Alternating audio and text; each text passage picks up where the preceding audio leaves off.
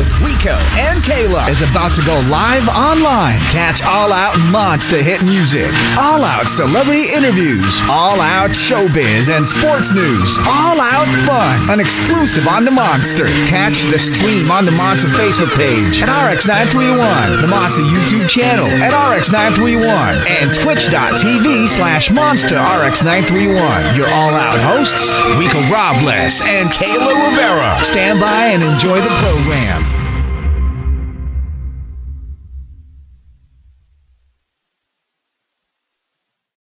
Again, my goodness, welcome to the show. Okay, here we go. This is that moment that all you guys have been waiting for. It started out with a conversation of trying to make that burger. Then it evolved to learning what egg slut is all about. Ladies and gentlemen, a man who needs no further introduction. And this is possibly the first time I've ever been so nervous to interview someone in my life. Please welcome the great chef, ALVIN CAILAN. Hey! Thank you for that. Thank you for that. Thank you for having me. Dude, we're finally doing it live and in person. Last time we did this, we were over the internet connection. That's I was right. in LA. You were here. And now we're back. I know. And then face, baby. and I traveled there. I missed it by a day when I went to your restaurant at Amboy. Great burgers, by the way. Oh, thank you. Yeah, I got to try out the thick one. The DH burger. DH. Yeah, and dry-aged beef, 10 ounces. You must have been hungry. Oh, it was. We gobbled that up quick, man. I got to meet Goro too, and I was like, yo, it's like a Mortal Kombat Goro. I was like, he's a big dude, right? big dude, you know. So Yeah, it was man. great times, and with the work that you've been doing, thank you for representing the Philippines. Oh man, it's my pleasure. Actually, it's like I feel like it just comes so natural, I've always been Filipino first. So growing up in Southern California, especially in the 90s, this, it's like it's all about who you are, your identity, what separates you from everybody else, and being Filipino was something that I was super proud of. It was, I didn't speak English until I was 5 years old. So I was Filipino first. So representing Filipino culture, Filipino food, it's just natural. I can't turn it off. It's something with bringing people together, right? It's the flavors, it's bringing people together, it's getting everybody sort of like the family. So, but how did you get into cooking? How did you get into this whole culinary journey of yours? It's very easy. I blame my parents, right? Because I was a latchkey kid. I was home. I was home alone from 3 o'clock to 7 o'clock every day. And so, I would walk home from school, go home and kick my shoes off. And I would make like pandesal sandwiches. And I would always have to make rice for my dad because, that was my job. I was on rice duty every day. So if when I get home, I have to make 4 cups of rice, wash the rice, clear it out, measure it with your finger, make sure that it's perfect. And, I would make different things, hot dogs. But is it safe to say you have the perfect method for the perfect rice? I mean, as a chef, you would probably be like, getting to the details of it. So what's your technique? To be honest with you, rice is it's like a very tricky thing. That's why it's the first recipe in my cookbook, Amboy, recipes from Filipino American Dream. Just plugging it out there, buy it if you can. But it's the first recipe, and my recipe is rice made in a pot, not in a rice cooker. What's the difference? I just feel like everyone should learn how to make rice out of a pot, because if you don't have a rice cooker, you can make it anywhere. You can make it, when you're camping, when you're, whatever. So I think the secret to good rice is keep making it every single day and then you get to improve on it. Yeah, it's very cheap, right? It's a cheap thing to learn because rice is very, very, very, very, very affordable. And so I think just rules of 10,000s. I was able to create a recipe. Literally, if you read it, it's like I'm talking to you, so you can't mess it up. It's that the Bible of cooking with the home cooked meals and your parents' recipes and all that. With your book Amboy, I mean, what's the inspiration? I know it's from your mom and your dad and the recipe. Yeah. But when you had to somehow bring it out to the general public, mean, you being known for egg slut, for the burgers, and Yeah. boom, Amboy, the sauces and everything. Okay, so what's the story behind that? Well, Amboy is basically the definition of my cuisine, right? Like, growing up in East LA, I wasn't Mexican, I wasn't American. When I come home every summer to the Philippines, I wasn't Filipino. My grandma called me Amboy, so as I developed my culinary like repertoire, I realized like the definition of my actual cuisine is Amboy. It's not necessarily American food. It's not necessarily Filipino food. It's my own style. And that's really what it is. You know what I mean? Like all the recipes in there are traditionally my style of Filipino food. It's not traditional Filipino food that you'll see in like culinary school book for Filipino food. It's not. It's like what was available to me, my terroir, where I grew up. So there's a lot of spam. Yeah, putting it in there, right? Yeah, a lot of banana ketchup. Yeah, Vienna sausage. Yeah. It's stuff like that. But it's definitely the definition of who I am culinarily. It's like it was my first cookbook, so I wanted it to be the definition of why I exist in the culinary world. So like a great rap album is letting the world know, like, this is who I am. That first album, when you drop that first album, this is who I am. This is me. The first cookbook. Exactly. Now, with you releasing it, the book itself, what was the reaction of the Filipino community? Oh, they're very proud. To believe it or not. I mean, I think it was just refreshing to see recipes from a different voice. We've had such amazing cookbooks from like Nora Daza and Amy Bessa. But when it came to like my style of food, my language, the way I speak, I think people were like, wow, this guy's really just proud of who he is. And he's talking to me because, every recipe in that book, I didn't copy it from anywhere. It's something that truly came from something that I made, right? And I think that's like a lot to say for a lot of books, because a lot of books that show Filipino food are renditions of classic Filipino dishes. We've seen it a million times, but when I'm doing like a pulled pork adobo, or if I'm doing like a Côte de Boeuf bistec with like a bistec demi-glace, people are like, what the hell? Like, that's not normal, So that's game. You know what I mean? Yeah, it's just stuff that I've learned on along the way in my journey, and I think that's what makes it so unique and different, and that's why people loved it so much. And we're thankful for you, because you're elevating it in a way that people don't just go to the Philippines and say, "Oh, you want to eat balot?" Yeah, you know what I mean? It's becoming a fear factor thing. Yeah, I don't even have balot mentioned in my book, because to me it's like, yeah, we get it.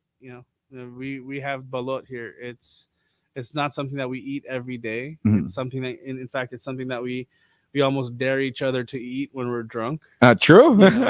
But I can't believe that one dish single-handedly defines who we are as a culinary country. Yeah, it's crazy. It was not at all what defines me. I know it doesn't define balot, doesn't define you. True. So for me, it's like, let's change the narrative. and thank you for that. You know what I mean? But when it came to cooking, when it came to doing that, okay, you started with your parents, your mom's house, cooking and everything, because you were left alone. Yeah. Then in comes the formal culinary school. Yeah. How did that all start? Oh man, so I was 14 years old. I was getting in a lot of trouble. Gang culture in Southern California was huge. And I was getting in a ton of trouble, bro. Like, whether it's like smoking weed and getting caught, or whatever, petty theft, stupid stuff. And my mom was worried that I was going to go to jail. So she got me a job as a dishwasher at a convent, like literally washing dishes for nuns, 300 nuns every day. Wow. Yeah. And I at first I was like reluctant. I hated it. And then they let me start cooking. And one of my partners there, like, that taught me how to cook, his name was Danilo. He was from the Philippines. Like, fresh, bro. Like, he didn't speak English. Si paring Danilo. Yeah. Okay. Like, and he taught me how to make pancit, like his style, for 300 people, right? And I loved it. I loved it. So, I worked there till I was 18 years old, went to regular college, and then I didn't like my career. You know, What was your career? I majored in business and I worked as an account representative for a construction company, you know, like going out places and like, you know, really just trying to get other people's business for my construction company. And I didn't like it. I wasn't feeling it. I felt like I had more purpose. So I left. I didn't tell my mom. I didn't tell my dad. I packed up my car, put all of my belongings into one car, and I drove up to Portland, Oregon. And I signed up for culinary school, slept on my friend's couch. And next thing you know, like I'm working at restaurants over there, like straight up. I was a barista in the morning. I went to culinary school. Then I worked at a hotel to prep, and then I worked at a restaurant for dinner. You're really working. I'm talking like doing the dirty work of chopping and from the beginning. From the beginning, I learned from the bottom up, and you know, I finally finished culinary school. And I got a job at the best restaurant in Oregon. And I really learned a lot there. And that's where it starts. I went to fine dining and never looked back. You know, Chef Alvin, if you have a lot of people tuned in now, there are people out there who are thinking of, especially this pandemic. Yeah. Many people have questioned passion, or, you know, should I follow my passion or should I follow what the family does? What's your advice? Well, you know, I'm coming from, you know, my craftsmanship. Me becoming a chef was there was no jobs. In 2008, when the market crashed, there was nothing for us, right? You finished college, it didn't even matter. What you were for sure was debt. So for me, like, and right now, I feel like after the pandemic, it's the same thing. You have to rely on who you are, your talent, and then really just focus on what makes you happy. And if it's your talent, push for it. You know, if you know how to make the best, you know, pan de sal, like make it the best pan de sal. And if money and that stuff is more important to you, then focus on that grind. You know, like we're at that point where we realize life is short. Yeah, life is short, bro. We gotta like just do what makes us happy. And I think that's really my advice to everyone post pandemic. Like, even it's hard for me to say, but you know, you have like cooks who don't want to cook anymore. They just straight up, they're just like, yo, chef, after the pandemic, I just don't think that this is it for me, and I had to let them go. Like, it's like, dude, follow your dreams, you know, because if not, I'd be a hypocrite, you know. So that's pretty much where we're at post pandemic. Follow your dreams. So Rico, if burgers are your dreams, man, just keep making burgers. Burgers and music. Nursing school, sorry, mom. Yeah, exactly. You're just talking about this, yeah, right? dude. Like, you know, yes, you don't have to go to nursing school because your mom told you. Follow your dream. Yeah. Hey, life is short, man. Like, we gotta be happy. That's just, there's no time. There's no time, man. Like, nursing school, I'm not knocking on nurses, man. Like, thank you for all of your service and everything that you guys do for us on a daily basis. But I couldn't do it. You know, the moment I took one nursing class, and so you were Cypress College. You went to Cypress College. Shout out to Okay. Cypress College. I went to Cypress College. I took one nursing class. I was like, nope, not gonna do it. Sorry, not gonna happen. Because, you know, my mom has 30 years of a nurse, and I'm a licensed nurse here in the Philippines. So my mama telling me, hey, son, you gotta, you know, I'm retiring. You gotta make decisions. And so I'm like, man, my mama tuning in. She's so gonna kill me at this very moment. But yeah, I got you. But, you know, life post-pandemic, as far as restaurants is concerned, we'll talk about that in just a bit. For those who are tuning in, once again, send in your messages. We have Chef ALVIN CAILAN. He is joining us. So how's the restaurant scene now post-pandemic? I mean, especially for restaurant owners here in the Philippines, since you guys have been traveling here, what do you think they can do to somehow survive or come back even harder and even better? I think to survive, really, it's like you have to have good food, right? It doesn't matter if you don't have good food, people are not going to support you. It is what it is. But, you know, there's a lot of things that are changing, right? Like, I think here, like, you have, like, what's it called? Grab.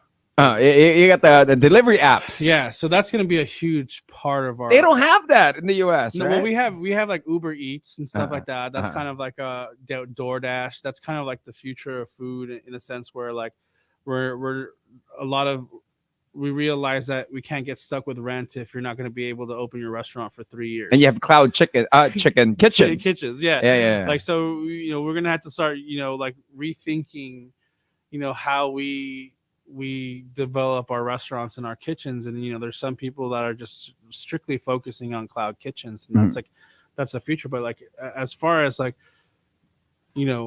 full service, delicious restaurants with servers and all that, if your food's good, you're going to survive, because we want to, as human beings, we want to go to the restaurant and eat there and experience the place, right? Yeah. Nobody's going to get all delivery all the time, right? Yeah, exactly. You want to go out, you want to relax, you want to have fun. And if your restaurant is good, guess what, dude? People are going to go to your restaurant, so that's really where we're at. The strong will survive. Everything else will turn into ghost kitchens. Or how about delivery stuff? I mean, like when you're a fine dining restaurant and all of a sudden you have to go through delivery, you have to go to delivery stuff. Do you change the recipe? Is it the packaging? How's it go? Absolutely, packaging is number one. But like if you're getting like Korean barbecue and it's not packaged correctly, and you're getting just soggy meat with like it's just like water from all of the evaporation, that's so gross. It's bad. Like I think 3 years into the pandemic, we've realized that doesn't fly. Your packaging has to be legit. You have to have it as almost as good of a quality as if you were to go to the restaurant in itself. Wow. So I know restaurants that have just spent tons of money on custom packaging just so that their French fries stay crispy. How do you? That's so hard to do. Yeah. I mean, with Amboy, you guys do that? Well, we don't have. Amboy is definitely not a third-party delivery restaurant. I chose that because we don't need to do that. We don't need to have a third-party delivery, because I'm in Chinatown, which if you're familiar with Los Angeles, it's not the most expensive part of the world.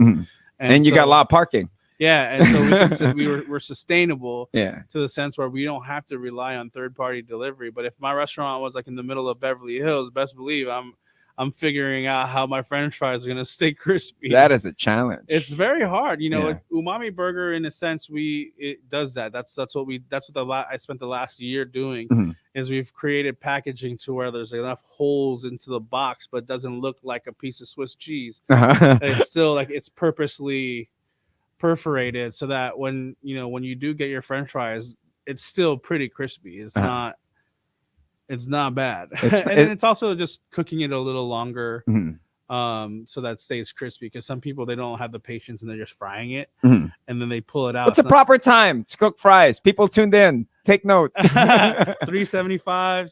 Like, you want to fry it for like 4 to 6 minutes. 4 to 6 minutes. Yeah, golden crispy. That's what you want. You don't want pale and soft. Are you taking notes, people? Okay, X-Slut. What's the story behind that? X-Slut's my baby. X-Slut was the first thing that I ever created as a chef, as a restaurateur, as an owner. It's definitely not the definition of who I am, but it's kind of a glimpse into like the brain waves that I have for my culinary journey, right? So that's my first baby. It was a breakfast sandwich concept that at the time in Los Angeles in 2010. What was there to eat for breakfast?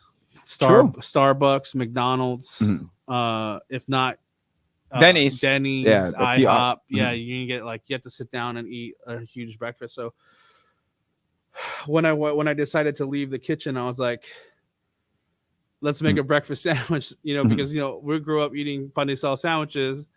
We can make sandwiches. It's easy, like eggs, bacon, sausage, whatever, cheese. And bro, like, it took off. Like, people really felt it. They were like, yo, we need to eat gourmet in the morning, and I was like, perfect. I'm the only one that's around, so come and get me, So it was a really cool thing. It taught me a lot about the LA food culture. It taught me about like the FOMO culture, because that's what food trucks were all about. Create something sell out, drive away. Like you don't have to worry about like people being mad at you. You just get in your car and bounce. You know what I mean? Like, so I realized Los Angeles was all about that hype. It was all about, yo, come back. We'll do 20 crazy like sous vide bacon burgers. And then once all 20 was out, we packed up, closed the window, and drove away. And that's what turned the like what made it hype, man. And to do that in a place where Mexican food, birrias and tacos, you're parking your breakfast thing. I mean, what were the challenges? Dude, I didn't go to those places. I was parking in Beverly Hills. I was parking where there was you would never think a food truck would park. I would park in front of a Rolex place. I would, like I was going crazy because I knew that my price points were high.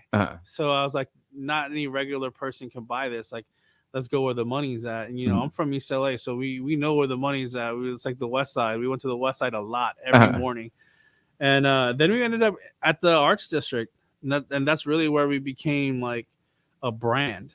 We were at the Arts District, dude. Believe it or not, it's like 10 years before that, we were stealing cars and we were stripping cars, and that's where we would leave. That in the same area 10 years later, I'm selling breakfast sandwiches. And it's safe to say that that's a blessing. That's a life turnaround. You're given an opportunity to be in the same place, but doing the right thing. Yeah, we were doing the right thing. It was honest. And then, dude, like you would see Ferraris come, pull up to the back of the food truck, buy breakfast, and then sit on the sidewalk and eat their breakfast sandwich. It was like an anomaly. Like any person who watched that would be like, "Yo, I want to invest in this," because it would. LA has never seen anything like it, and that's why I'm very proud of that brand. We grew it; it's international now, so it's become its own monster. In comes the question: will it be in Manila? Oh man, and you know what's crazy is that ever since I got here, I swear I hear that question every single day, bro. And it's not up to me anymore, man. It's up to my business partners that run Egg Slut. To be honest with you, like I said, Egg Slut doesn't define me. So if you want to taste my food, it's like it's different now. It's Amboy, Amboy is who I am. Egg Slut is who I was.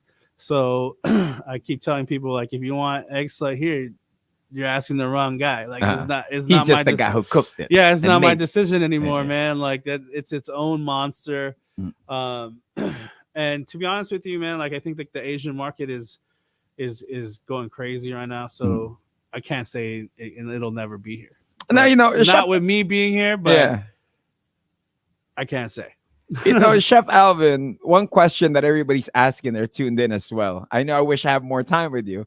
What are you doing here in the Philippines now? We're here. We're tasting great food. We're here in partnership with the Department of Tourism. We're here in partnership with PAL. We during the pandemic, we realized all the OFWs are coming back to the Philippines and they're making amazing food and no one's documenting it. So I asked the Department of Tourism, I'm like, yo, give us a chance.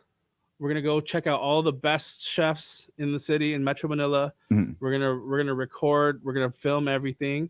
We're gonna turn it into a video, and hopefully we could use it for tourism, so that we can bring more people into the Philippines to eat and try the delicious foods. You know what I mean?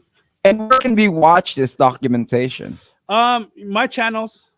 Check out my socials at ALVIN CAILAN, full name on everything, and then hopefully you could see where we end up putting everything. Right now, we have some epic footage.